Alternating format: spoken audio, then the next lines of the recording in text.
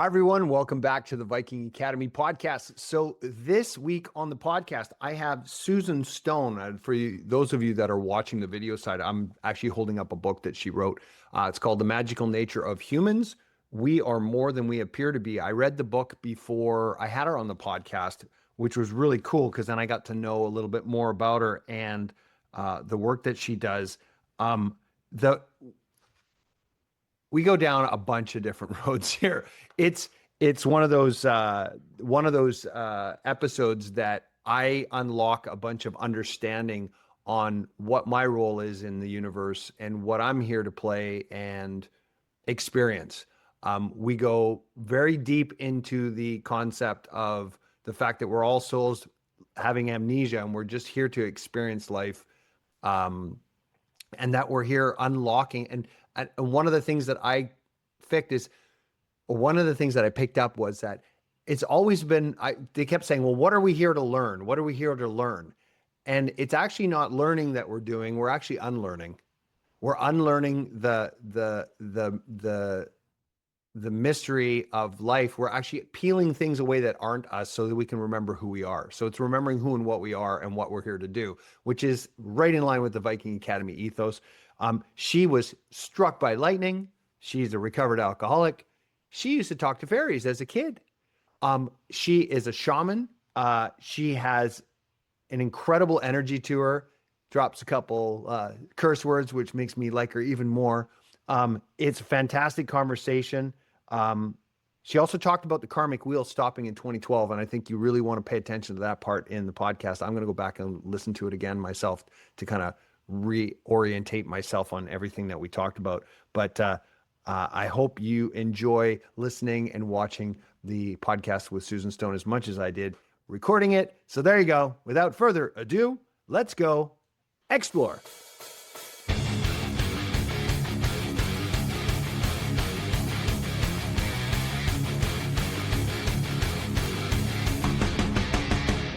Welcome to the podcast, Susan.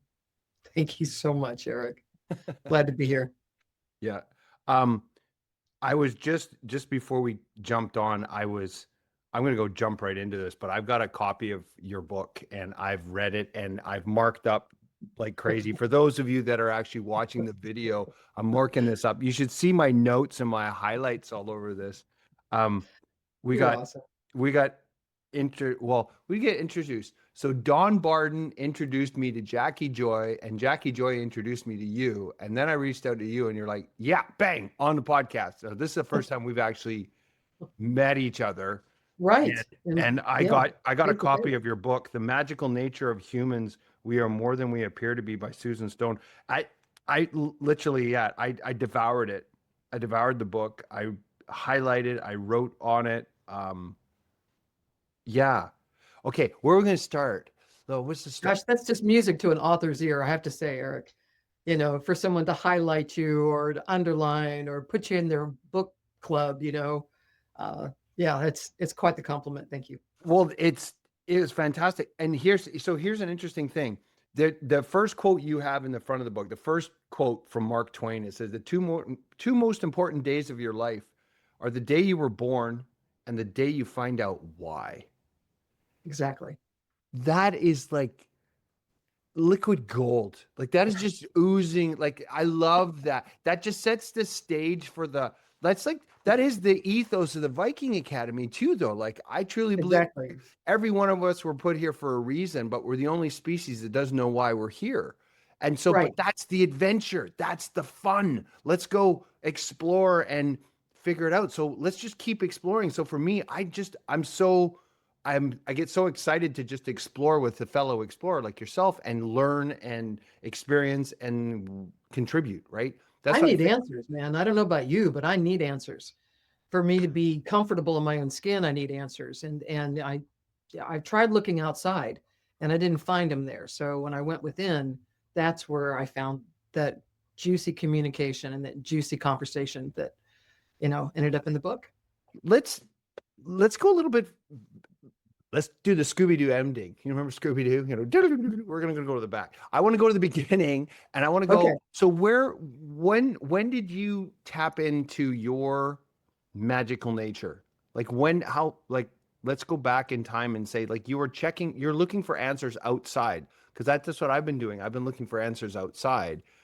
It's not until I started tapping in and I'm just coming to a point of expanded awareness around a bunch of different items. Like it seems like it's a never ending story. It's just you learn and Oh, then it you doesn't end. expand and you expand and expand and expand. You're like, okay, now I've got it. I'm enlightened. And then next week you're like, boy, I had no idea what I was talking about last week. Like I don't know what like it's But you know, people think that enlightenment is a discovery, and it's yeah. not. It's a memory. It's our memories. As our memories come back, that's what enlightens us, is remembering that we are sovereign, remembering that we are souls, remembering we've been here before, remembering this is our cast of characters. That's what brings us the enlightenment. It's not learning anything. We're not here to learn anything. We are immortal. We've been around the block thousands and thousands of times. We know all of this stuff already, but we have to go through the unknowing in order to play the game of human. So we have to forget completely who we are.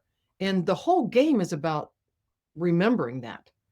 For me, that's what I think the whole game is about, is remembering who we are, stepping into that knowledge and that knowing of who we really truly are, so that we can look at our family and our friends and our coworkers as our cast of characters.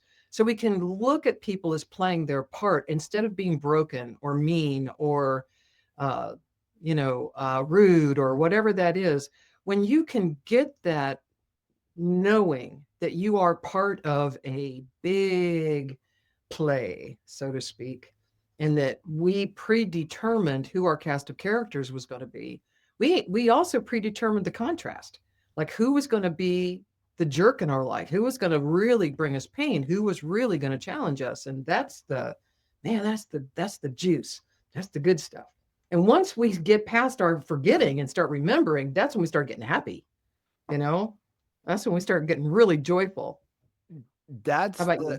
that's the no I had Chris Land on the podcast a while ago. He had wrote a book called The Infinity Within, and him and I started on that conversation, and it was I had a conversation with a friend of mine, Don Barden, again, the connection that brought us Mhm. together. Well, I was walking down the path with him and I turned and I talked to him and I said, really, we're just a bunch of souls that took an amnesia pill and we're down here playing a game that we forgot we had said we were going to play. And he turns and looks at me and goes, what?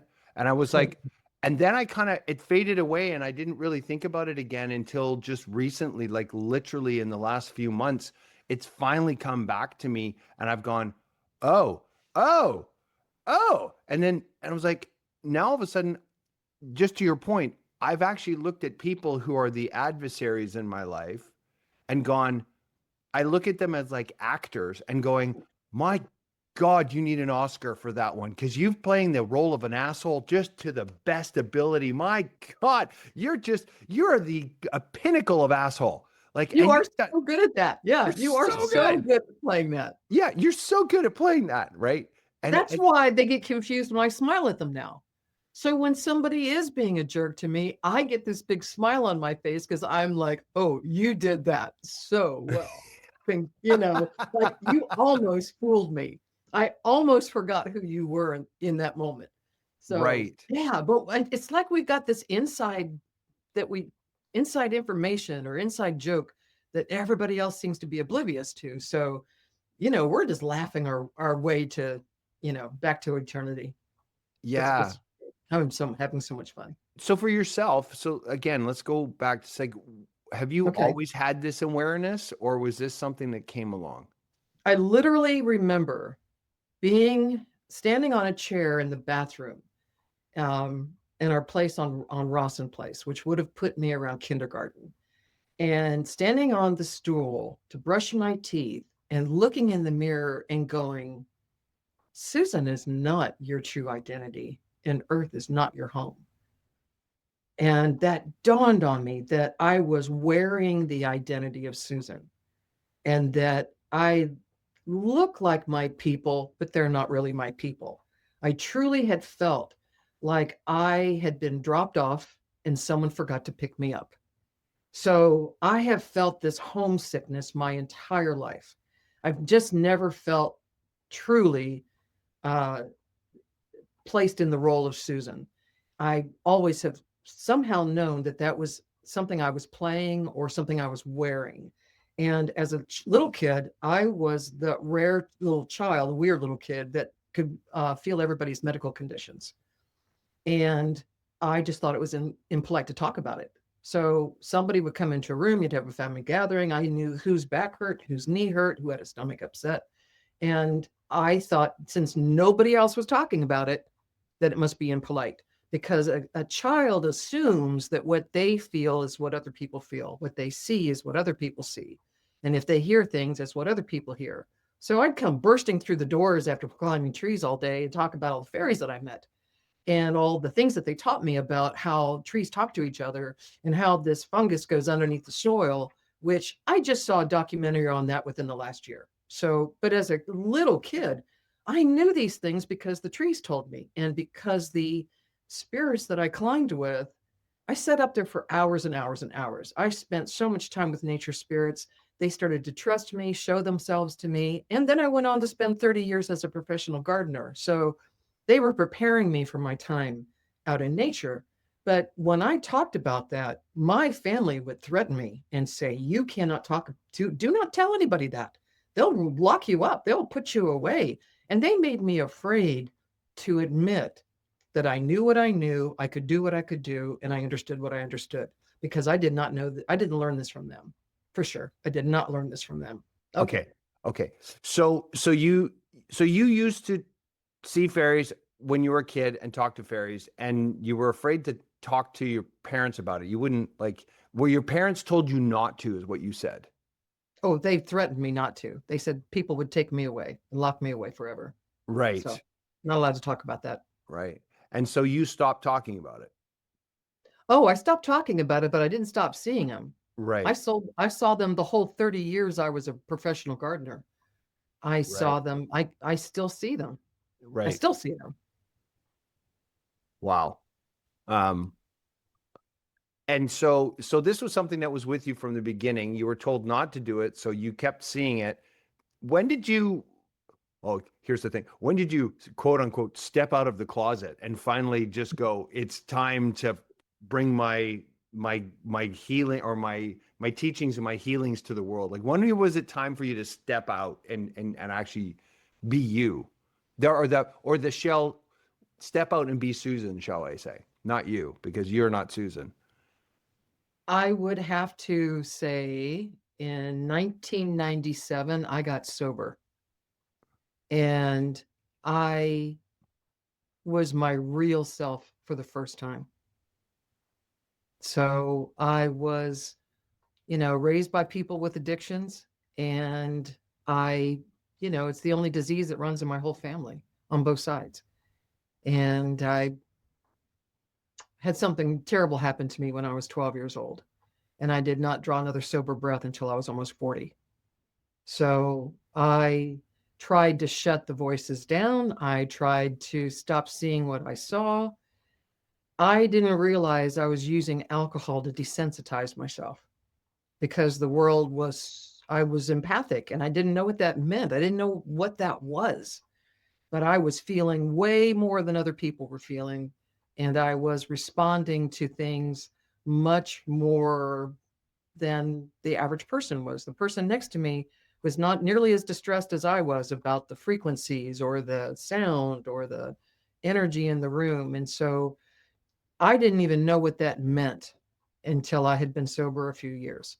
I had to wake up first, and come to, so I could wake up. And that's kind of where it started for me, because that's almost started immediately. I knew things immediately that I could use to help other people with their recovery. I I ran a meditation meeting because I felt that that was the foundation of our sanity. That if we don't go within, we'll go without. And so I was helping other people who said, I can't meditate, to get quiet and still. And so they could hear the guidance. You know, I was adopted into the Cherokee Nation in my 50th year. So I did my vision quest with them. And the vision quest is traditionally done to teach teenagers the difference between the voice that taunts them from the voice that guides them. They traditionally send these teenagers out into the forest for 3 days and 3 nights. An elder watches over them so they know they can be seen. They just don't know who's watching them. They are trusted to stay in this 12-foot circle with usually only water and maybe a sleeping bag or a blanket or something because they're out there for 3 days and they're not allowed to sing or talk. They have to stay in silence. And again, they think they're being watched. So they pretty much go with the program um, out of, you know, believing that someone is watching their every move, whether they are or not.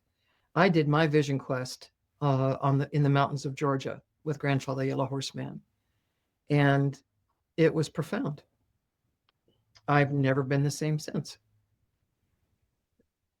So this is where you and I have a kindred spirit. Okay. So I'm also recovering alcoholic as well, addict. But I got 18 years under my belt so far. And it's been a constant Um, seeking of a higher power, right? Seeking that higher power and finding um that voice that guides me and tells me where to go. The thing that really jumped out at me here was the difference. Discernment is the one thing that I've always thought about. You know, the serenity prayers grant me the serenity to accept the things I cannot change, the courage to change the things I can, but the wisdom to know the wisdom. difference. It's the wisdom to know the difference, which is the key, right? And it's That's that, it. and especially when, in my experience, is as I've started. Actually, it's farther along. In the beginning in sobriety, I completely surrendered and I heard the voice and I listened and I did what it said and everything went smoothly and it was all good.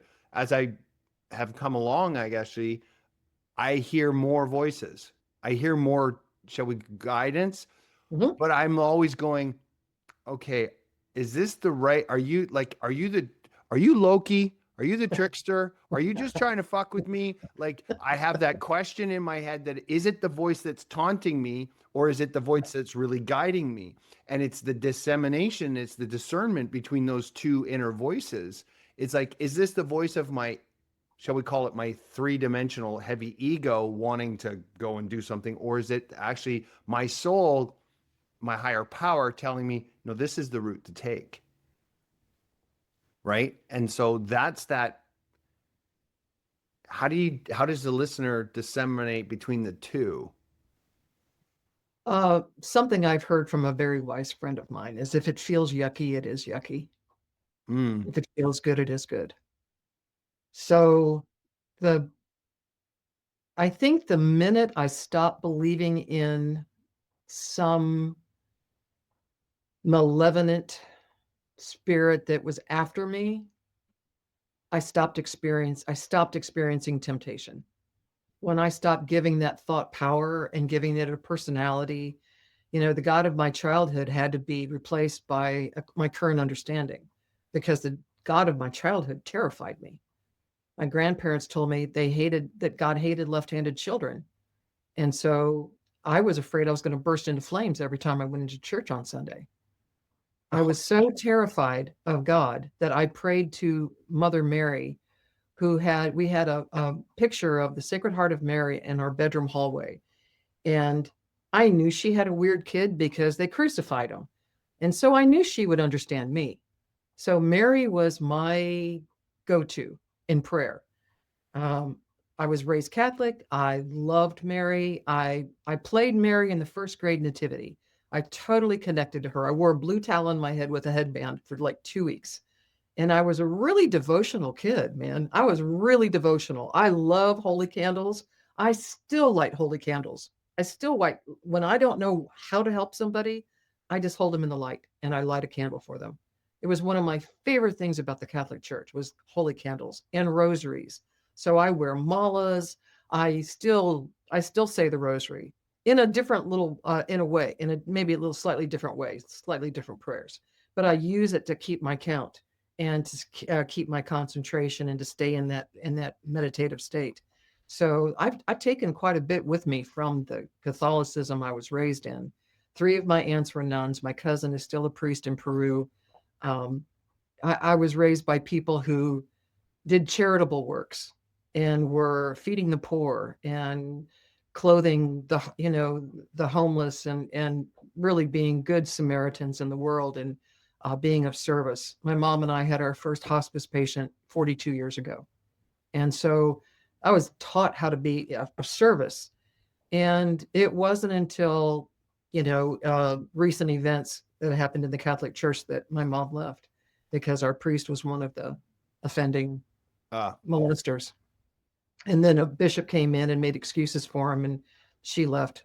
She left and called a rabbi. She did.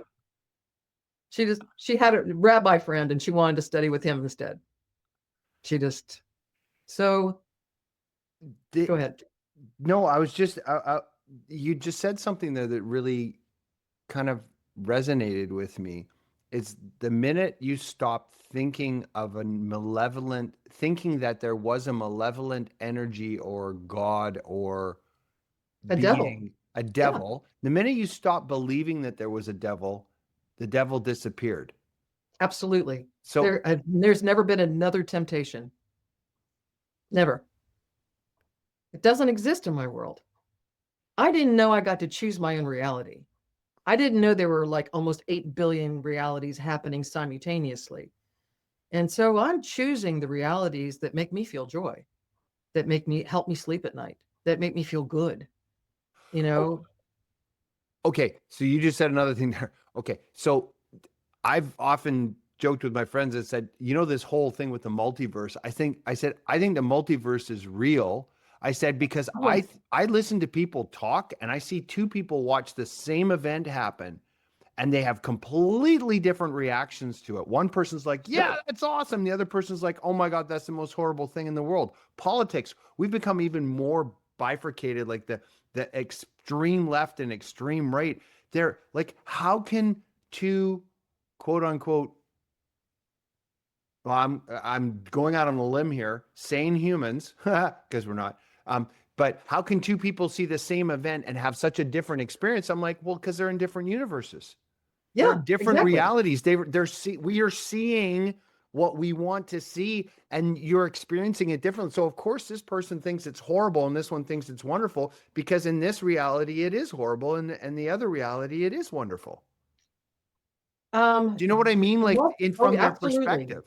Well, the multiplex explains the Mandela effect, how thousands of people can remember history in one way and thousands of other remember it a different way.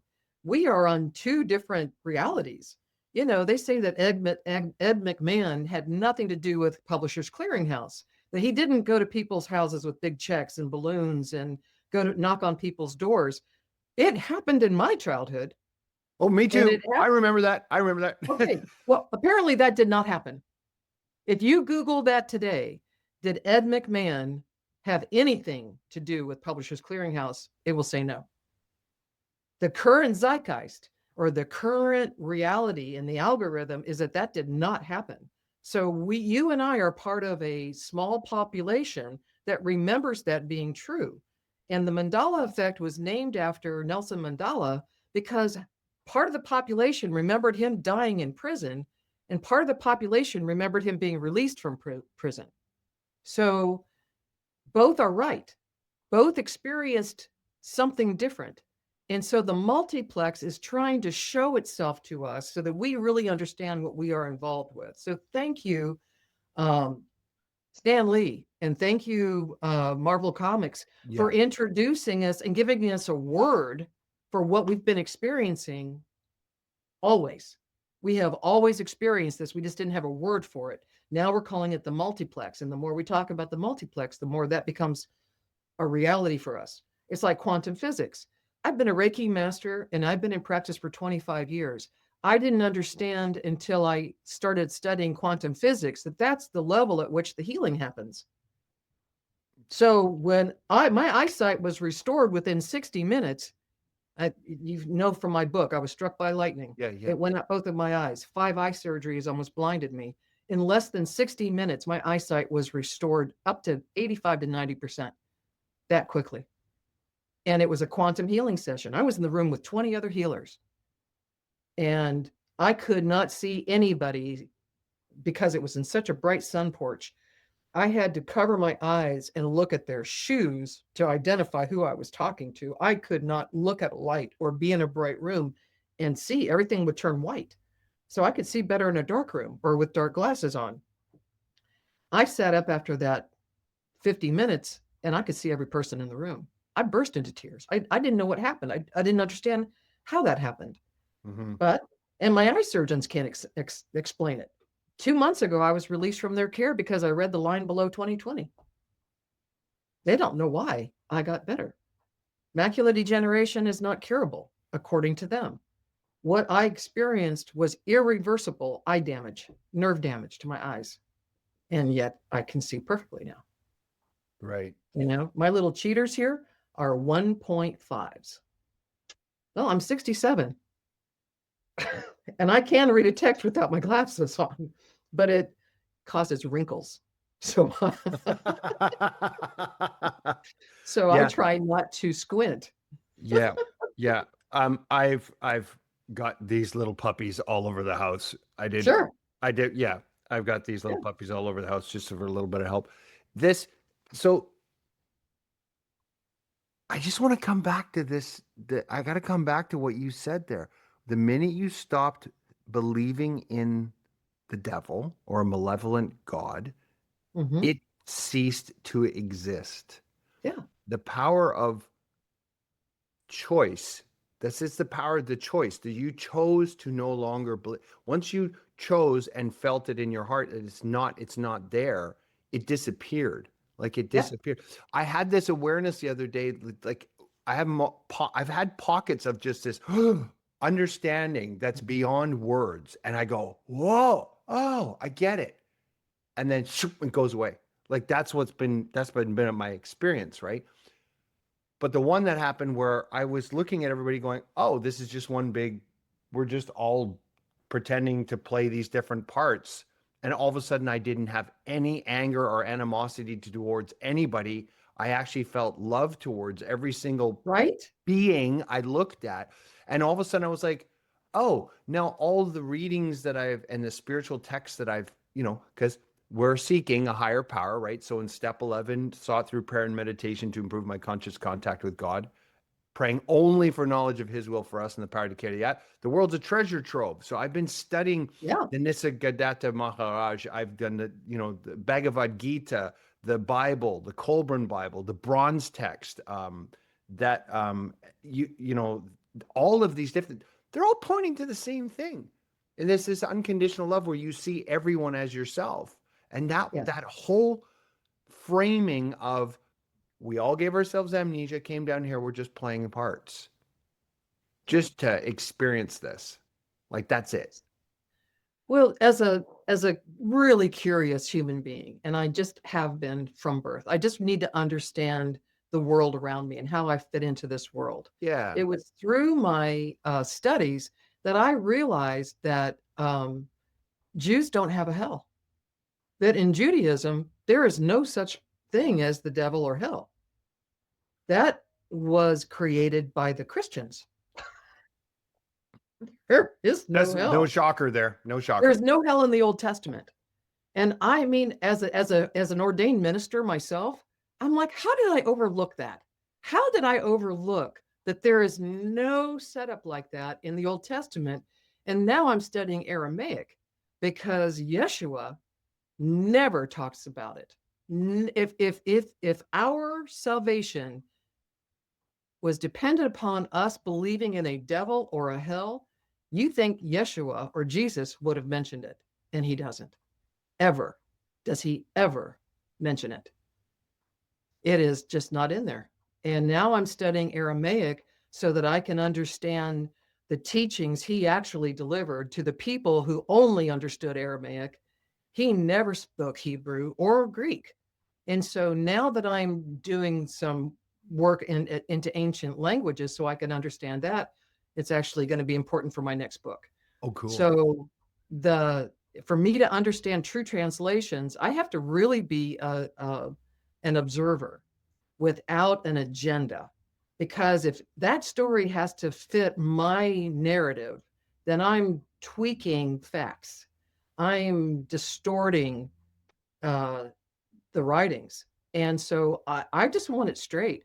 I just need to understand what actually happened to the actual people, and to be able to understand this great teacher and this ascended master, understand it in the language that he was speaking, not through the view of the Nicene Council, the 300 bishops that Constantine collected for his own political agenda. So once we start getting rid of political agendas and social idioms or cultural idioms, then we can really start looking at facts. And this little scientist has got to really understand what really did happen. And so I'm going back to the sources. I'm I'm really suspicious of anybody who is playing a narrative. They're trying to get me to hate someone else or to be afraid of something. So that's why I don't watch the news. I grew up with Walter Cronkite and Dan Rather and people who reported news, and not all this editorialism, that trying to get us to hate someone or view someone through a really specific lens. And as soon as someone's trying to change my mind about something, they are shut off. I can make up my own mind. Thank you. And if you're trying to get me to hate a certain person or group of people, then you've got an agenda that does not include the all. And as a shaman, that is the foundation. It's all inclusive. We are not exclusive. We are honoring every expression of life. Everybody deserves respect. Everybody deserves our respect.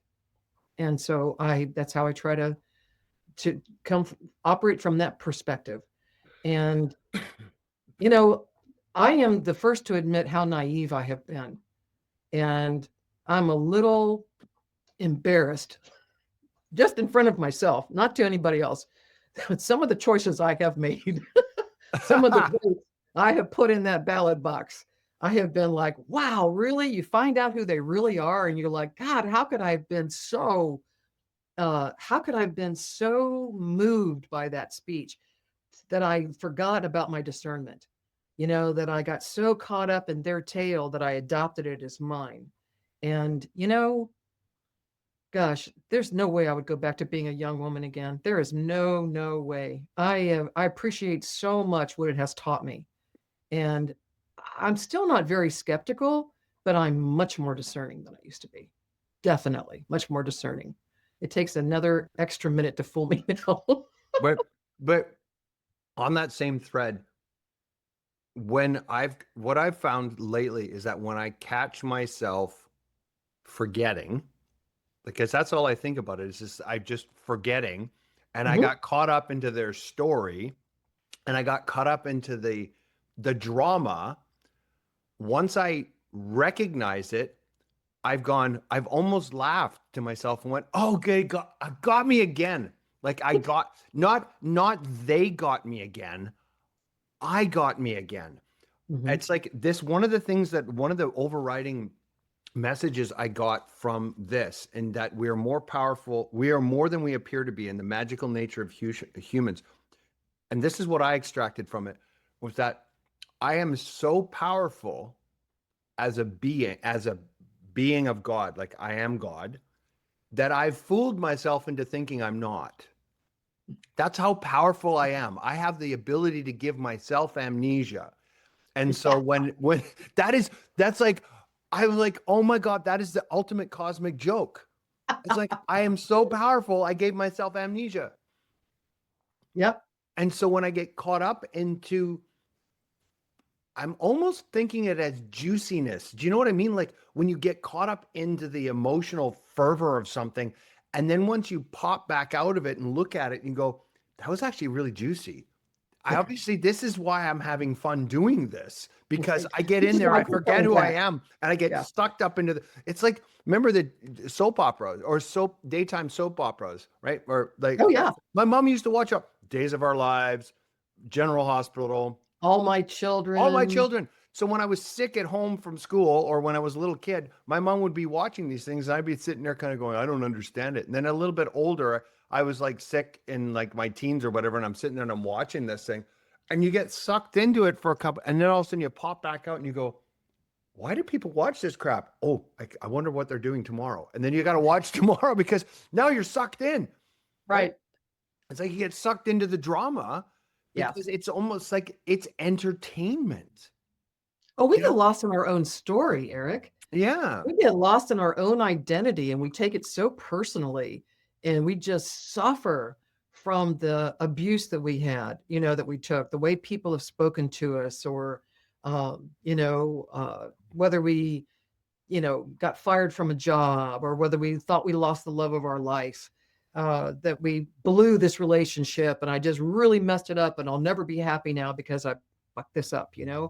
And we just get so caught up in our own, what we call mistakes, which are so scheduled by us. Any major tragedy in your life, you have scheduled it because you wanted to learn something from it.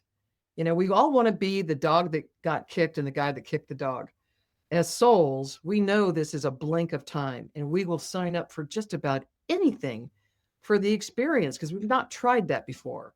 And as immortals, 80, 90 years is a blink of time. And we're not at all afraid to lose an arm or to have a stroke or to, lose a child or lose our parents. We will do this until it doesn't hurt us anymore. We will go through these things. Well, no, that's not true. We're doing this to ascend. That's the ultimate goal, is to become an ascended master and to go on to use our skills to help other planets and civilizations get past their adolescence. So we are trying all of these trials in order to make ourselves a well-rounded, experienced soul. New souls are the same age as us. We've just been here more times. We haven't sat back on the bleachers watching and trying to learn through other people's mistakes. We've actually been boots on the ground, experiencing it ourselves, because the experience is very different. What you read, the lesson you read in a book that somebody else had has a very different impact than experiencing it yourself. So the bench sitters, on the other side, who would rather not come and get dirty, who would rather not come and get broken, who would rather just watch us do it, those are the young souls. So when they incarnate, they are looking for fame, fortune, and really good looks. They just get to the end of those lives and they're so disappointed by how empty they were. We stop wanting to be gorgeous. We stop wanting to be rich. We stop wanting to be famous because we've learned over and over and over that people who come in with those lives don't know who to trust. They never find happiness. Most of them don't find true happiness. And so, us experienced ones that come back and back and back quickly, we recycle pretty quickly. We are the really curious souls that are really striving to get this thing right. And so that we can ascend, so that we can really be of more use as guides. We'll come back as human guides. And, we'll help the rest of the population kind of get with the program. So there's reasons why we choose really hard stuff. And actually, we are in a period of time where I personally believe that everybody on the planet right now are pretty advanced souls. It's going to take a really advanced soul to help this old world pass away, to help these old paradigms self destruct. And it's going to take really brave souls to be the first ones out in front saying, all is well. No matter what chaos there is in our world, it's time for us to be in the world and not of the world.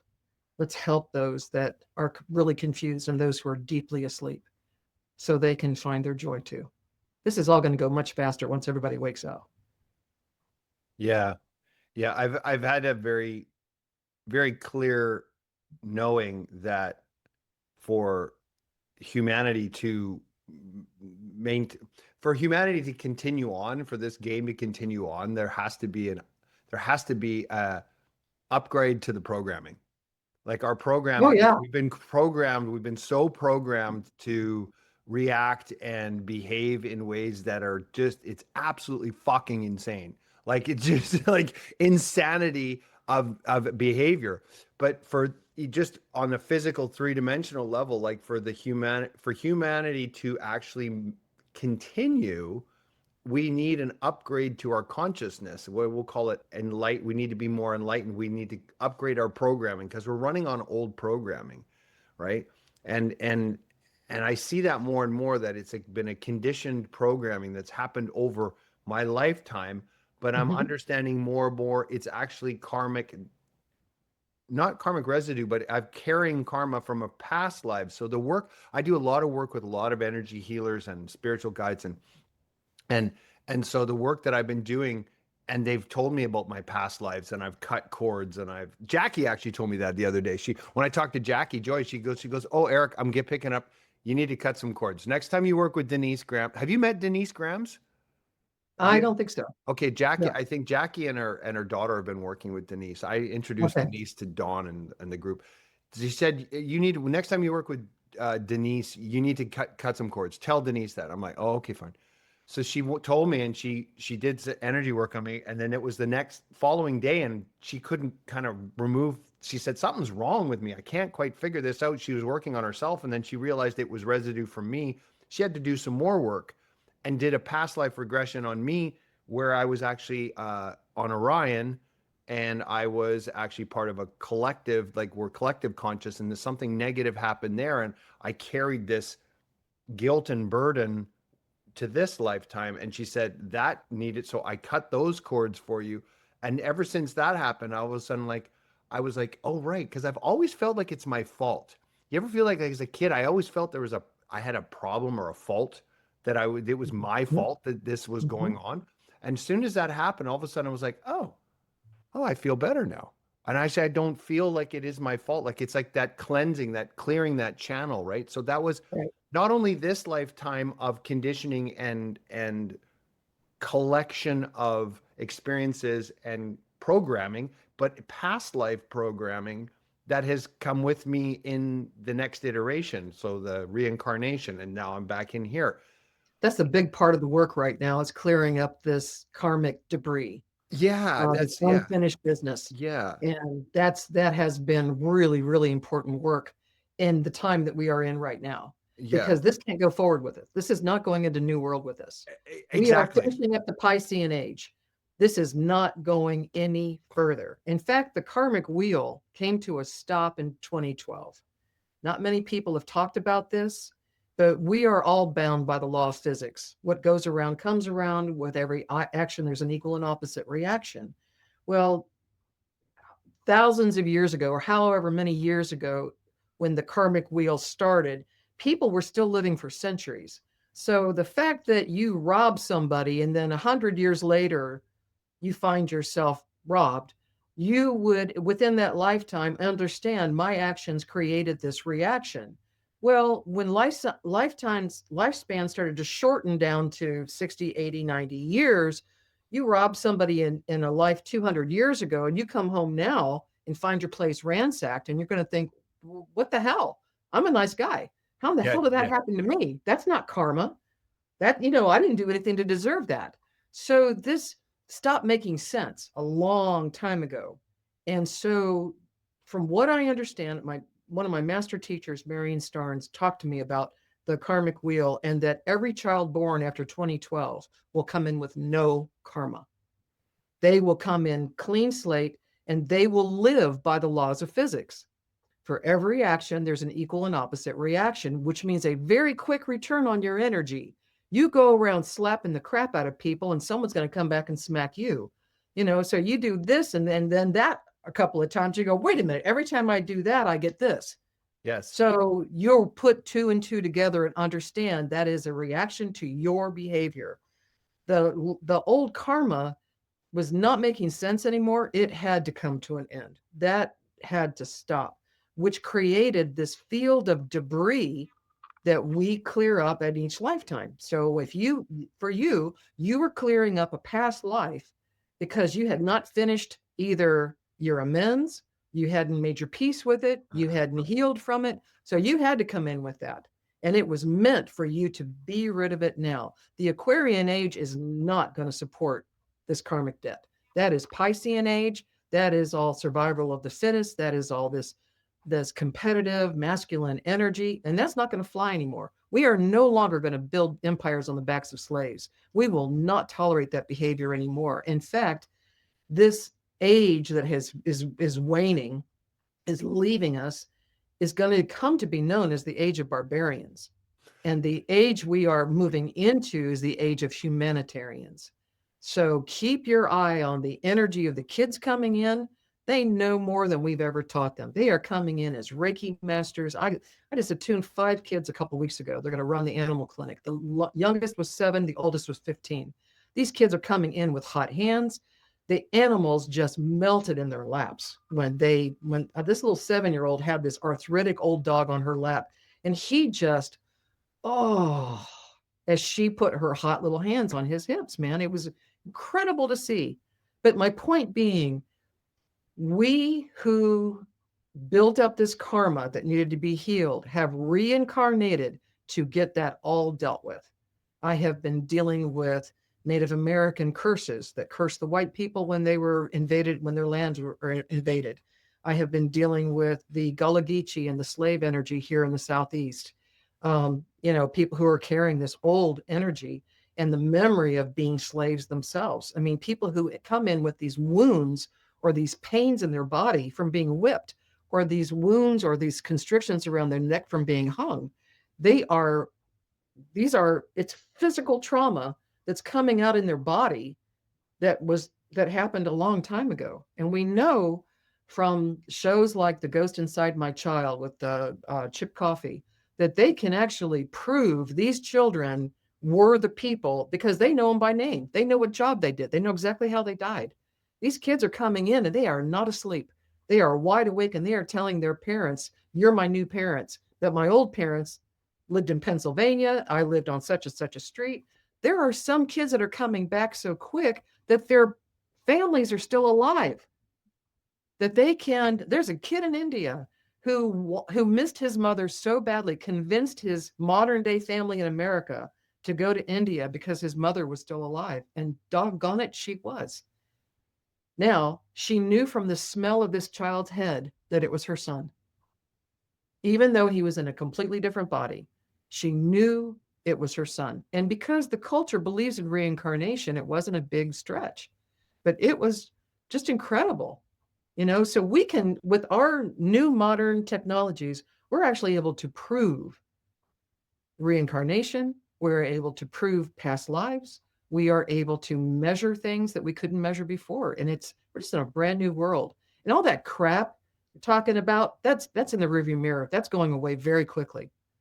Very, very quickly. In our lifetime, Eric, we will clearly see the foundation of New Earth. We're going to see sustainable practices. We're going to see our oceans clearing up. We're going to see the pioneers coming up with more ways of cleaning up our land and our water. These kids are going to come up with innovations. We have so much to look forward to. So much to look forward to. Nothing's irreversible. We're going to fix all of this. It's all actually done. We're just going to watch it happen now. I was going to say my brain is exploding right now because everything you're saying I'm like connecting the dots between so many different experiences and okay, where do I go? Okay. So the Viking Academy is born out of curiosity and exploration. And it's like, I just have this phrase that kept coming up yesterday. And it just says, just keep exploring. Like, just keep exploring, just keep exploring, keep being curious, just keep looking, looking, looking. What you're saying makes so much sense to me. And I'm just going to take one example from the world that I'm working in, which is business. So I do business coaching. I'm noticing a trend with businesses that people are no longer like the business owners are complaining, oh, we can't get kids to work hard these days. They don't have work ethic and blah, blah, blah, blah, blah. They're all like, no, they want freedom and expansion. But I'm sensing a new model of entrepreneurialism That's Oh not yeah. based on the hierarchical, here's your boss, there's your manager, this person manages this, and it's teams of fives, right? They manage. I've said this to my wife, I've said it to who's my business partner, I've said it to my other business partners, I've said it to everybody when I'm coaching them. I said, I don't manage anybody. I don't manage people.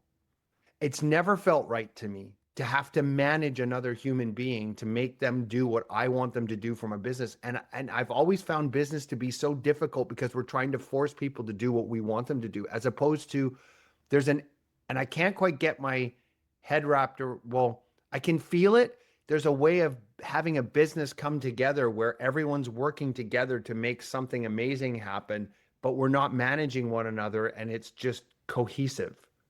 Like it feels It- cohesive where it's just and we're all just making it happen. There's no Nate, I don't need to manage you. You don't need to manage me. It's not a hierarchy. Everybody knows the goals. Everybody knows that like and we're just moving and we're just creating this thing together because it's fun and energizing and joyful. And it serves everybody. You know, we can see a really clear division in humanity right now. Those are here to serve one another, those who are here to serve others, and those who are here to serve themselves. I think it's very clear who's here to serve themselves and who is here to be of service to others. And I think the population is getting very savvy. I think that, I mean, I had a client yesterday say, I can't believe you have a sliding scale. Like, I can't afford to pay $120 a session. And Susan, your scale starts at $5. And I said, because there are people who can't afford 10. And so I want to be available to everybody. I want to make sure everyone can afford me. And I promise you that for every person who makes me gluten-free cookies or can only put $5 in the basket, the next person pays me double. It is the craziest thing, man. You can't lose at this thing.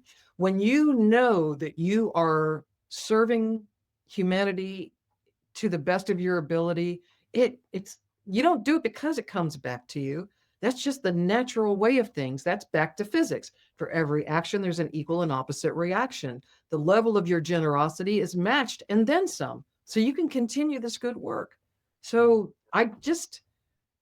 it's business. You talk about business, man, I am not wired for it. I am not wired to manage other people.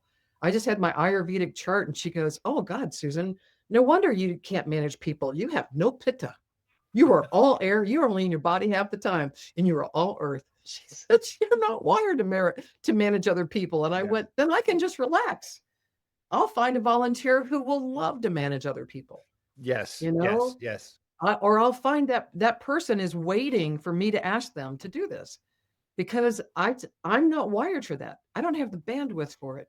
And now I know I'm physically not wired to do that. So I feel much better. It's not about me trying harder or trying yet another way to do this. This is the second business I've had, actually my third, but public businesses. And now I know why people said, you're terrible at running a business. Well, I make money anyway. I mean, I, I don't have a business degree. I had two ladies that worked for me that had a business degree that thought I was an idiot, but I was a happy idiot and I was a nice idiot. And they found humor most of the time in the way I ran the store. I had a little crystal store that I ran and I had two buildings to manage and I needed people to help me after I got struck by lightning. And so I had to have people help me run my store. And quite frankly, I'm just like you. I don't want to tell anybody what to do. It's No. like, isn't it obvious? Oh, When someone comes in, you wait on them. If something's empty, you fill it back up. I don't have to micromanage anybody. I shouldn't have to tell you to close the door or, I shouldn't have to say those things. And so I don't manage other people. I just don't find it. it's too heavy. It's Yeah, too man. heavy. It's heavy. It's manipulative. It's just too much. It's too much work. It really is. It's like it's energy that I just don't want to expend. Do you know what I mean? Like it's Well, do not. you want to be managed by somebody? Oh no, I'm the worst. No, no, no, no, I no. cannot Yes, have a boss. no, no, no. I am unemployable.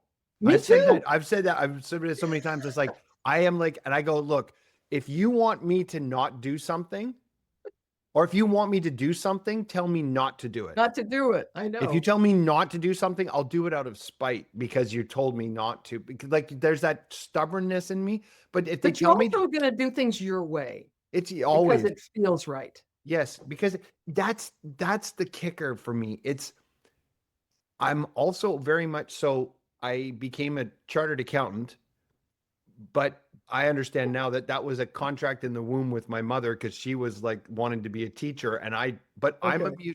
I'm like people meet me and they're like, "You're a what? You're a what?" And I said, "No." I said, "I'm a recovered accountant." And they don't There know you go. because you and I know that there's an inside joke there. There's a more of an inside joke there. I'm a Yeah. recovered accountant. I've recovered from accounting. I haven't done a tax return in 18 years on my honor. Okay. Um, but I'm a musician. I play in a heavy metal band. I love being on stage. I love entertaining. I love coaching. But it's what feels right. Sometimes I have this battle between my thinking brain, my analytical intellect, and my heart. There's like Mhm. there sometimes does this because it's like, oh, this feels right. This is what I want to do. No, no, no. That's don't be reasonable, Eric. Do this. That's the way to do it. Business is da, da, da, da. And then I'll read a book and it'll go, yeah, no, you need to do da, da, da. And I'm like, yes, go over there. And then I'll switch back over to the beautiful book like here, The Magical Nature of Humans. And I'm like, of course. I love Susan. I already love you. I was reading the book and I'm like, oh, I can't wait to have her on the podcast. This is going to be lovely. And this is fun. Like, there's that's makes my heart sing. Like, people are like, yeah, how many of these podcasts you do? And I said, as many as I can. I love them. Like, it's Good. so much fun, but it's that cerebral heart battle that happens sometimes. And until I go, it's not a battle, it's just I've just forgotten again. Do Did you know? anyone ever tell you that if you had to choose one thing and do one thing well to be Yeah. successful? Did someone ever tell you that? Um, I have had there that you need to do the one thing. Like the people One that have thing. done the best in the world do the one thing and just that's the one thing and do that one thing and that one thing only. Don't you wonder how they picked one thing out of all the things that we could possibly do that would bring us so much joy? And a lot of things make money. So Yeah. it's not even that you have to, but when they told me that I could only do one thing, I said, well, then I'm going to be an artist. And they said, well, you can't pick that. Well, why? Because all artists are poor. Well, that didn't sound true to me. Mm, You know, I got to call bullshit on that. That's not true. That just can't be true. So I decided it wasn't true. And I have made a career out of being an artist. Now, I was doing landscape design and garden design, and I taught fine art, on the side and did other things. But I've had a whole career, and now I own an art school. So I've had an entire career of expressing myself as an artist. When my people said, "You can't do that. You won't ever make any money. You'll be poor all your life." I mean, they were trying to convince me that it was not a logical career choice. When that's all there was for me. I'm a creative person. I mean, I've been drawing since I was a little kid.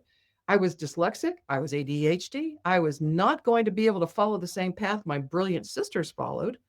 I couldn't even read, you know? I, I was in college before a professor had me turning my artwork around to find where it was flawed, where it was out of balance, or the colors needed to more color someplace else. You turn your paintings around.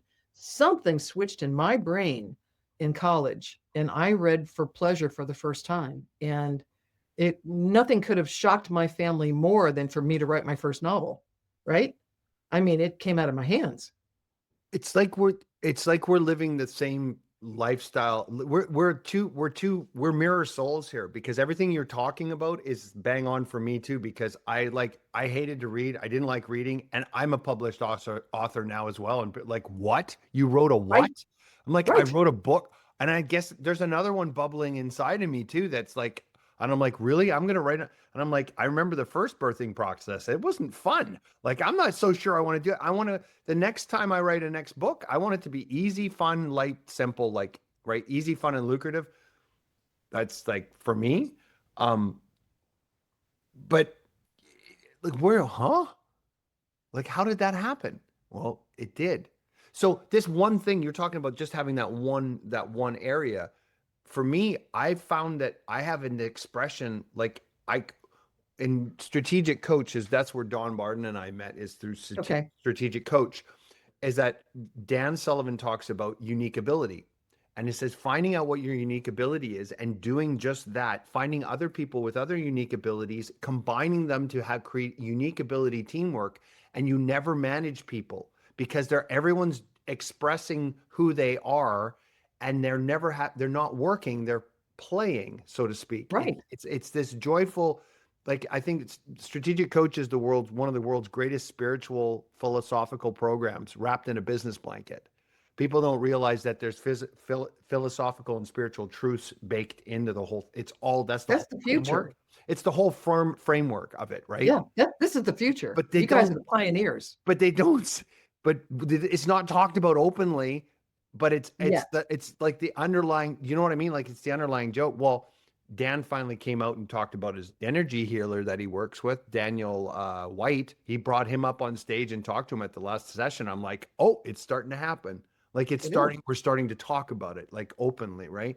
Yeah. But this sorry, the unique ability channels. So there's channels for you to do your unique value contribution. Another good friend of mine, Chad Jenkins, he's a beautiful man, very tapped in. He talks about quantum vision and dimensional vision awareness. He goes, everything exists all at once. He said, it's just, do you have quantum vision to see what it is and collapse it down into this reality?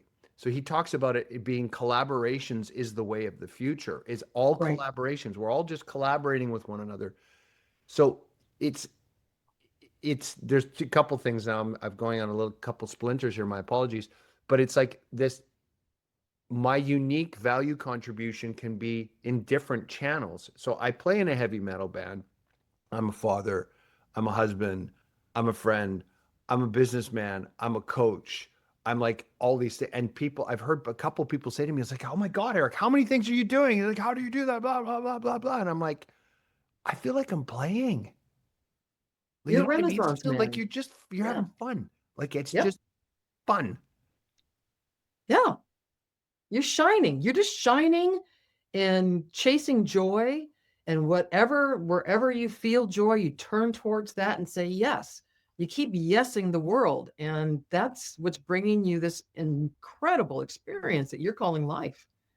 Think about the people who are too afraid to leave their house, or too afraid to step outside of their church, or too afraid to upset or disappoint somebody. Their world gets so tiny and so narrow.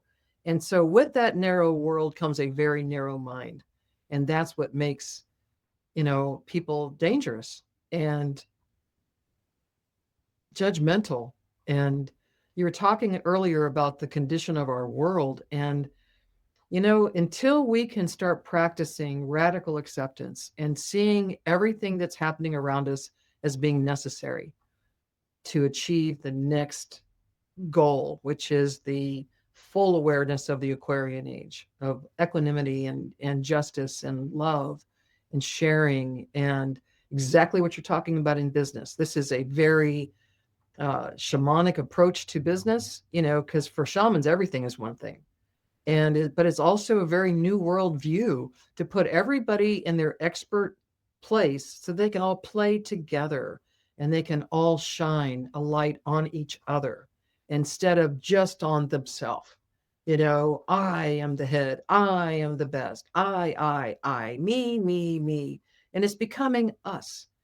The collective consciousness is the Christ consciousness, that we are all one, that we are all related to each other. This is the thing that will heal humanity, is the understanding of who we really are to each other, that we really are a cast of characters, that no one is again really against us, that someone is playing their part so convincingly that we placed them in that position. We placed them in that as our adversary, as our husband or our, former wife or our teacher or our parents or whoever they are. We placed them there, man. And if we could just consider that for a moment, even if we don't really remember it, even if we just look at that as a possibility, I place this person, this very difficult person in my path. The only question is why? What did I hope to learn? What skill did I hope to learn or perfect? Is it non judgment? Is it unconditional love? Is it forgiveness? If I was going to give you a theme to my life, I would say that unconditional love and forgiveness is what I came here for because I was abused from the day I was Mhm. born. And so it has caused me to accept um, circumstances for what they are rather than hoping it will be different in the future, just looking at the facts. This is where we are at. And I invited this person in. So what in the world was I thinking? Mhm. I want a better attorney next time. I signed my life contract. I want a better lawyer Yeah. because I or I was one of those silly souls that said, just give it to me. I just want to let's knock off a bunch in this lifetime. Well, here's something you said. So you said something in the beginning, and then you just said another thing here, and I just want to try and reconcile the two because Okay. you at the beginning, and which this feels right. I'm going to go back to the feeling that Okay. we're not here to actually learn anything. We're here just remembering who we are. Right. But then you said when you looked at a situation happening, you're saying, "What do I need to learn from this?" But is it really learning through your situation? Because you just said, "Well, what am I here to learn?" But in the previous one, you said you're not here to learn anything. You're here to remember who you are.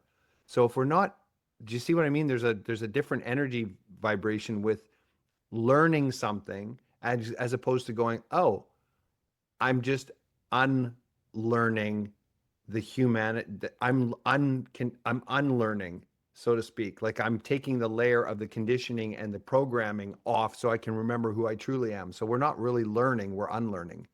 Right. We are. We're experiencing.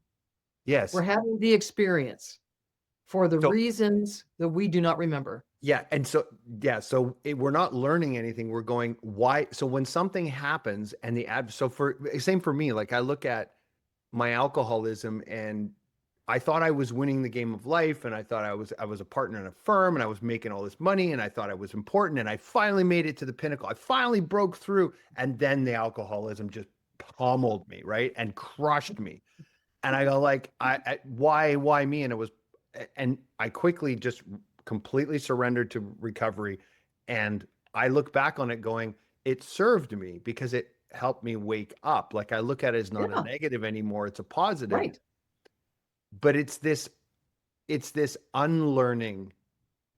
It's unlearning. It's unpacking and taking the layers of conditioning and programming off so that I can remember who and what I am. The Right. whole thing is an experience. So when something negative happens and I see a negative person now, it's like, oh, well, obviously I want to experience that because they're here. Like you can't argue it. Like you Yeah. can't argue reality. It's like, well, no, someone goes, well, no, why would you choose that? And I said, well, you can ask why all you want, but the fact is it's here. And the fact that Yeah. it's here, it's real. So therefore, all progress starts by telling the truth. And the truth is, there's an asshole standing in front of me causing all sorts of grief for me. I'm clearly wanting to experience this. What part of my unlearning are they showing me? Right. Yes. Yeah. Yeah. What part of my unlearning? It's kind of hard to say it that way, but yes. Yeah. So what are they helping me? How are they helping me? How are they helping me to be my best or to grow as a soul? How are they helping me? How is this supposed to help me? How's this insult, this humiliation, this great loss? How is this helping me? Well, you know, so many questions, so many answers to that question. Well, again, I just want to keep diving a little bit deeper into this because it's Sure. like if we are truly souls, part of the one consciousness, Mhm. we're already complete and full and omnipotent. It's there. Yes. Yeah. Okay. So everything we're experiencing is an unlearning and an unpacking of the layers of amnesia that we agreed to go through so that we could experience this. So all I'm doing is I'm unpacking the unlearning as every experience is. I'm not learning anything new. I'm just unpacking the. I'm unpacking the. I'm removing layers of amnesia Yes. because We're I'm also already. adding to our algorithm.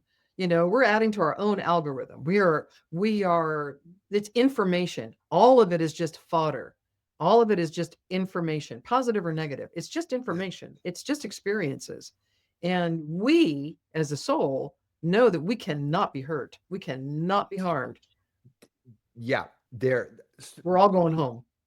There was okay, so I got this white I got a white so actually I want to show you what if anybody's watching the video here in the back I've got a Viking shield, I've got an axe, and I've got my unique ability statement. So this is to remind me of my mind, my body, and my spirit. Those are the three things right there, and that just Mhm. reminds me of that. Every once in a while I'll go over to the whiteboard and I'll write something down, and so I was writing down the soul experience, the soul purpose, my soul purpose, and I was like, it's to experience, learn, and contribute. But I think I'm reframing that now. It's like to experience, unlearn, and contribute. Like you said, adding to the algorithm. I'm here to contribute something. So this is Yes. where the ethos of the Viking Academy is. It's like in the beginning of your book. Okay, the wellspring. Okay, Mark Twain. The two most important days of your life in this iteration is the day you were born and the day you found out why. I'm here to contribute something to the unfolding of existence and the expression of life through the creators, right? Yeah. So I'm here to contribute something. So what am I here to contribute, right? Like I'm contributing the Viking Academy podcast with Mhm. Susan, my friend Susan now, and we're contributing this. This is a contribution. This is part of what we're doing. We're Right. experiencing Eric and Susan having the conversation. And through as a result of the experience and the contribution, I am now unlearning the layers are coming off, and I'm starting to see a little more of who I truly am. Yeah. People think that we came here to be happy, or that that we're always seeking to be happy. It's always Oh, important to be fuck no. happy. No, we didn't come here to be happy. We were happy right where we were. It says right in the introduction. It says we did not come to earth to be happy. Yes, We were yes, happy right where we were. We were yes. perfectly comfortable right where we were. We came here Right, to be uncomfortable on purpose. right. On purpose. Yes, yes, yes. We came here to experience this because this is like a playground. This is like the ultimate amusement park. As you Yep. go into Disneyland does this, and I've thought about this. This is why I think as humans, we'll go why we love watching games. The Olympics is on, and we like seeing Mhm. games because we get caught into the drama. We get sucked into the game. Right. That's a reflection so above, so below. It's a Mhm. reflection of the game that we're playing on the grander scale, which is just it's a game and we get sucked into it and we forget. Like when you go to a game, you forget you lose yourself. It's like watching a Right. movie. You kind of forget Exactly. who you are and you get sucked into the movie. That's Yeah. that forgetting, right? And but Well, it's and we don't really hate the actors that are playing villains. We don't, you know, we know at the end of the movie, we're not going to hold that against that actor, for being that villain. right. We know we could change that channel. We know that of all of the choices that we have as souls, it's like all the channels that are out there on cable. We're only going to tune into one at a time, one story at a time. And that's each lifetime. Okay. So in this lifetime, I am tuned into right now, 2026, on a podcast with Eric. I'm Mm. tuned into this right now, but I could have chosen something else. I mean, I could have chosen something else, and Yes. and I could Yes. give myself a really different experience. But I am into the juicy stuff. Yeah, we talked about the juice earlier, man. I Yes, it's am. juicy. Oh Yeah. my god, all this yummy, juicy, delicious. conversation. Yeah. We know that we're here for this. Hmm. We know because of the way it lights us up. We know when we're lit up, this is what we are supposed to be doing, at least right now, you know? And Yes. it's that people are not trusting their light. They're not trusting that good feeling they get when they're doing something. They still go back to obligation because they think they have to. Going back to that, you got to pick one thing and do that one thing well. No, you don't. You don't have to do that. You don't have to go here. You don't have to work there. You don't have to stay married. Nobody is trapped. Nobody is trapped in their circumstances. But we behave as if we are, as if we don't have any choice, as if we're stuck. And none of us are. We're sovereign. And that's what pisses people off is that when those of us who are expressing our sovereignty and our unbridled joy makes people not like trust us or something like, what's wrong with her? She's just happy all the time. That is just not right. Yeah. What's wrong Yeah. with that? Well, and to take into the extreme, I've often thought about this with Jesus. He was like shining a light on showing how the game, how you actually unlock the keys to the game. And he was Yep. telling everybody the rules of the game. And then the people, the rest of the souls were like, just quiet, dude. You're going to ruin it for the rest of us. Quiet. Let's kill him. Quick, kill him. Boom. Let's kill him. Get him off the fucking board. You got to, dad to take him off the board because he was telling too many secrets. Yeah. Right. And you see that with spiritual teachers over the ages, over the millennia, they teach us these things and they end up being martyred or killed or whatever. It's like because they're taking them off the board. Don't tell everybody yet. Too soon. Too soon. No, quiet. Right. Well, now we are actually a little behind schedule. So 27 is going to be interesting. We're going to get our first international exposure to our cosmic family. Yeah. I've been waiting for And I that. I've been really waiting for that. think, Yeah. well, I don't think that everyone is really knows what they've been waiting for or is prepared for what they've been waiting for, but they're going to begin with the ones that look just like us that have been here for a long time. And so it'll hopefully freak people out a little bit less. But one of the things my guides are telling me is that as soon as they make these announcements, it is really going to shift some paradigms here on the Mm-hmm. planet. You know, because we've been so pitted against each other, I know. Republican, Democrat, black, white, red, blue, whatever. We've just been shredding each other because of our differences. And that is going to link a lot of people together because humans just have this natural us against them, you know, Yeah. this just Yeah. this natural thing that they go through. So once they introduce our off-planet born cousins, that is going to help some people link arms as humans. Hopefully this will be temporary because it's still going to be us versus them. I know. Exactly. They're really going to want to be able to identify. It's also going to bring out the ones who believe they're Arcturian or Andromedan, but we're talking about those who are born off planet, Mhm. not the star seeds, not the people who believe that they are star seeds. This is going to be true star seeds, the ones that were born off planet, who have been here for decades and decades. They're in the Pentagon. They've been walking among us for a very long time.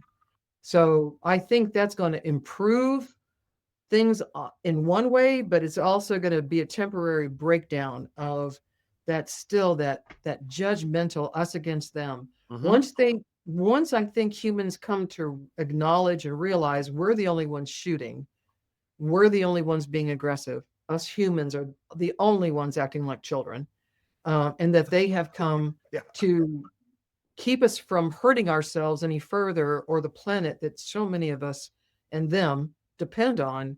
Um, they're going to be helping to usher in this collective consciousness, this unified consciousness, and you know those of us who are already a little ahead of the game will be welcoming these newcomers, or if they're actually not newcomers, but the acknowledgement of them. Yes. And we're going to have to really help the rest of them get on board. We're going to have to really open up our big hearts and help people understand that we are still all one, even if we aren't all born on the same planet, that we're still all one. And you know, they didn't make it this far by fighting and destroying each other. they had to put those gloves down a long time ago in order for them to collaborate and to do the work that they're doing now. One of the things that so here's me. Okay, so I'm going to share a little more personal stuff here. So I've had a couple people that have listened to my podcast and they've known me for a while, and they're like, Eric, you started off exploring the mind, body, spirit was cool. Now you're getting way out there, man. You're too far gone. Like you're not. I don't quite follow what you're saying, dude. And I'm like, I've been like, okay, that's fine. But then every once in a while, I'll be kind of like, okay, a little bit shy on it. But I'm going to say it here.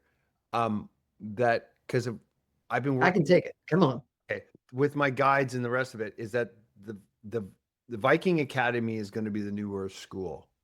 Like that's where the Viking Academy is going to be the contribution of the New Earth School, and it's going to help us integrate with understanding that connection, and that's where that it's it's the blending of the ancient knowledge that we've had that we've lost with today and bringing it Mhm. together. And that's where the Viking Academy is coming from. It just happens to be the Viking is like what I was called as a kid, and it's my heritage and all the rest of them. I'm kind of, anyways, it's the New Earth School, and so that's Good. what the Viking Academy is for, right?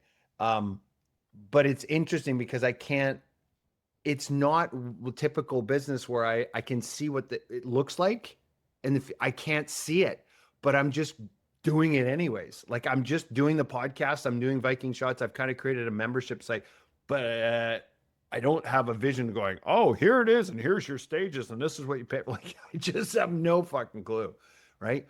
But Yeah. I feel it and I know it because I've had that same thing of going, the thing that's going to bring humans together is a common enemy, and so when the aliens come down and they go, hey, by the way, you're not alone, that'll bring us together.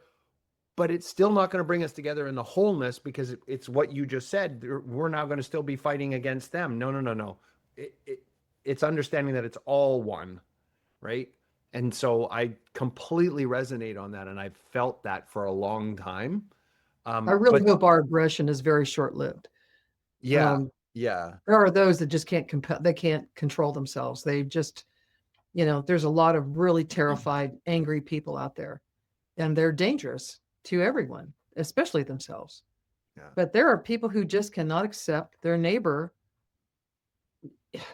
as they are.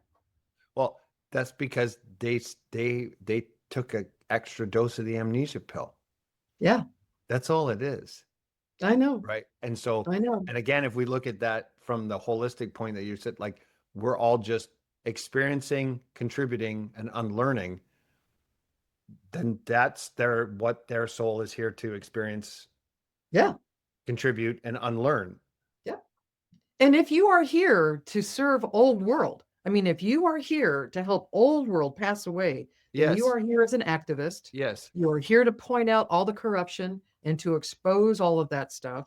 You yeah, are here to bring attention to what is not working, all the yes, broken stuff. yes. So, whatever we put our attention on expands. That's why I recommend not to stare at assholes because you know, whatever Yes, you yes, look at yes, expands, so don't yes, yeah, stare at them. yeah, yeah, I yeah. just my mom cracks me up because of the way she hates Donald Trump and Yeah. cannot stop watching him. I'm Yes. like, "Mom, why are you doing that to yourself? Yeah. Seriously, if I don't like someone, I get as far away from them as possible. Mm. I don't envelop myself in that energy. I just go, whoop, Yeah. I just place it over here. I don't I think that everything happening right now is very necessary. And I'm about to deliver a message on Sunday. And I channel a message on the fourth Sunday of every month at my Sunday gathering and at my school. And I only this just started at the first of the year. So I've done it once, two planned.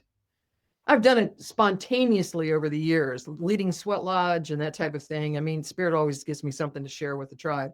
But this, I actually had to put on Facebook that I would be channeling a message. Ah. Oh, I got to do another video this afternoon to channel a message or to post that I will be doing this on Sunday. Now, There was standing room only last month. I mean, we used every chair in the place, and they packed the room. Um, Radical acceptance is required for peace of mind. If we cannot accept life on life's terms, and you and I both belong to a program where that is just a requirement, for being happily sober. If you cannot accept, I think it was page 449 in the old big book that talked about acceptance being the key to your happiness. Yeah. And it's I've never forgotten that. And it's absolutely true. I can accept that people are being who they are. It doesn't mean I like them, doesn't mean I love what they're doing, but I can accept that they're necessary in the world and that there are people who need them to be who they are. I If that makes me uncomfortable, I simply go put my attention on something else that brings me much more peace. Nobody is trapped. Nobody is stuck. But some people have a job of dealing with the really difficult stuff. That's what their soul came in to do. That's what they're here to do. That's not what I'm here to do. I'm the alarm clock. I'm very clear about what I'm on this planet to do. For Mhm. some reason, when I am counseling a person, things come out of my mouth that never went through my head that said, probably shouldn't say that to people. Instead, it feels like it bubbles up out of my heart and through my mouth. And the most profound and sometimes very stern things come out of my mouth that I did not intend, or but I go with it. When the guides start talking, when I channel, I don't look different, sound different. I don't prepare. It just suddenly something comes out of my mouth I have never thought of before and I've never heard before. So I know it's not me. Um, but I've opened myself up in this way on purpose so that I can be of service anywhere I go. And I made a commitment in 2003 on the beach of Hilton or Hunting Island I'm sorry, not Ladies Island. It's on St. Helena. And I just begged God to give me a job to do. That I was so sad about the condition of our world. And I said, I offer myself to you with no exceptions. Mhm. You have all of me. Just let me do something that'll actually help. And from that moment on, I have had this ability to help people wake up. The first book came out of my hands. That was the morning I asked. And 3 weeks later, the first book started coming out of my hands. I didn't even know how to type, but suddenly I'm typing 60 words a minute and I'm watching a movie screen in front of me and I'm just describing what I see. Mhm. The first 50 pages was written first, which is in the back of the book. And that's the message for humanity. I wrote this message for humanity and I went, that's not true. That can't be true. But I didn't know about the reality that other people experience in this world because I was raised in, I call it Wonder Bread with the crust cut off. White neighborhood. We had no diversity, no culture in our neighborhoods. We were surrounded by white people. Um, I didn't meet my first Black person until I went to college. And I did not meet my first Latino person until I moved to South Carolina 30 years ago. We had salt, pepper, and cinnamon and sugar as in our cabinet. We did not have marjoram, oregano. I didn't know what these things were. I didn't know what ginger tasted like. I didn't, I just didn't have any complexity in my life. So when spirit started talking to me about shadow government and about chemtrails and things like that, I'm like, I don't know what you're talking about.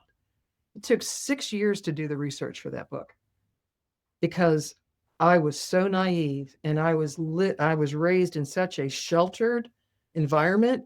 I didn't know about these things. I didn't know anything about it. And I was raised by people who trusted our government and were loyal to their insurance companies and, you know, loyal, faithful, good old Catholics. And I just didn't know that the world was this complex. And it it took me a minute to make my peace with it. I had to make my peace with it because it upset me greatly. The cruelty that humanity is capable of was unfathomable to me. I didn't know these things were really going on. And I needed to face that reality so that I could do something to help. First, I had to be educated. First, I had to understand what is harming humanity, what is really bringing people down, what's making them sick, what is making them sad, what is making them hate each other. I had to understand what that was first before I could begin to counsel people out of their diseases, out of their judgments, out of their low self-esteem, out of their brokenness, out of their trauma. First we had to face the fact that we are perfect souls that live in a perfect world and that it is perfectly broken as we are perfectly flawed. I'm flawed in all the right places. I have the perfect flaws for Susan Stone. I am absolutely perfectly flawed for me. And you are perfectly flawed for you, as our world is perfectly flawed. But as long as we keep thinking someone forgot about us or something went wrong or there's some evil that's in charge, then we've given all of our power away. We've given all of our power away to it. I just simply won't do that anymore. Now that I know I have personal power, no one gets it. I think that is like the ultimate takeaway from this conversation is the minute you stop thinking about a devil, the devil disappeared, did cease to exist. Peace, It's it like does not exist in my it world. does not exist. It does not No, exist. Um, no. We made it up. Eric, yeah, us totally. humans, Everything's we made up. made all Everything's, this shit up. oh, I know. I know. It's all made up. Everything is made up. Everything's made up. I actually have, so again, this is from Strategic Coach, and it's literally, he has these 3 rules for staying cool and calm, and I write it down. It says, number 1, everything's made up. Okay. So you can make things up too. Yeah. Number 2, nobody's in charge. So you Nobody can is. take charge. So you can take charge. And That's number right. 3, life's not fair. So you can focus on being uniquely useful. Exactly.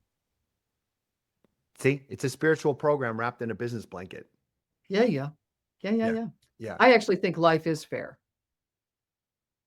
The universal laws levels out the playing field for all humans.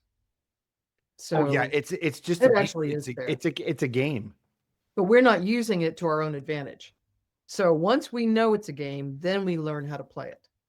And then we can bring ourselves the wealth and the happiness and the joy and the purpose and all of that. Once we realize it's not being withheld from us and that our purpose in life is not some Easter egg hunt that God hid and we have to go find, once we realize that we give our life's purpose, that we don't have to fulfill somebody else's purpose, that we get to define what our purpose is, that's the freedom.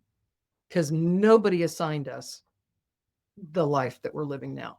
We are creating it by our thoughts, moment by moment. We are having our own experience based on what we will allow ourselves to have. Every single one of us is as happy, healthy, and wealthy as we will allow ourselves to be. I'm just proof that you don't have to be poor. I was raised with so much disadvantage that I didn't think I had a choice. I thought I was stuck in that world, and that wasn't true. I'm not even stuck in the physicality I started out with. I've completely changed that. You know, my ADHD is clearly managed. I do find having this much extra energy at 67 quite helpful. So I'm not looking for a cure. Yeah. But the Yes. dyslexia, it's turned around. Even though I wrote a 4 upside down and backwards about 2 months ago, it's still, I'm way better than I used to be. And what I have realized is that dyslexia has helped me to look at the world from very different perspectives. I can read mirror writing, I can read backwards, I can read upside down and sideways. So it's given me the ability to see the world very differently. It may have been a challenge in school growing up, but now I use it to just see uniquely because I know I'm having a unique experience. The greatest gift the universe gave you is you. Yeah, The greatest gift the universe gave you is you. I've totally. said that so many times that I said no one will ever experience Susan Stone except for Susan Stone. No one will experience Eric the Viking except for Eric the Viking. And a listener, no one will ever experience you except for you. That was the gift that creation gave you, was you. And so Dr. Seuss does something like that. go Like there's no play. one newer than Yeah. you, Yeah, you know? there's no one more youer than you. I like that. We gotta have to wrap this up here. So Okay. but so the magical nature of humans, we are Yeah. more than we appear to be, Susan Stone. That's the latest book. Where can people find you on social or website? Where can they find you? Well, Susan Stone on Facebook, the Arts Port Royal on Facebook, and my website is theartsportroyal.com. Okay. And my email address is theartsportroyal@gmail.com. So that's the name of my School of Arts. We teach the mystic arts, the healing arts, the creative arts, and soon to be the music arts. Ooh. Oh, get me in there. I want to do some music. There I'll you do some go. music. I get some I think I got a ukulele teacher on the hook, so we'll see. I got some drums going here. Let's get some drums going. Let's get the beats going. I'm hosting the drum circle Friday night. So Perfect. the Beaufort County Drum Circle will be at my place on Friday night. I host them in the winter. We're gonna have to find a time for me to come down and see you. That's Absolutely. have to happen. Susan, thank you so much for being on the podcast. This has been Oh, dude, it awesome. was so fun to meet you. Oh my God. This is the beginning of a very long friendship, I believe. And I cannot thank Jackie Joy enough for Yes. making this connection between us. Thank you so much. This has Yes. been great. Great fun. Yeah. Thank you. Blessings and miracles. Thanks for listening to the Viking Academy podcast. Make sure to leave us your honest feedback by leaving a review on Apple or Spotify and hit subscribe so you never miss an episode.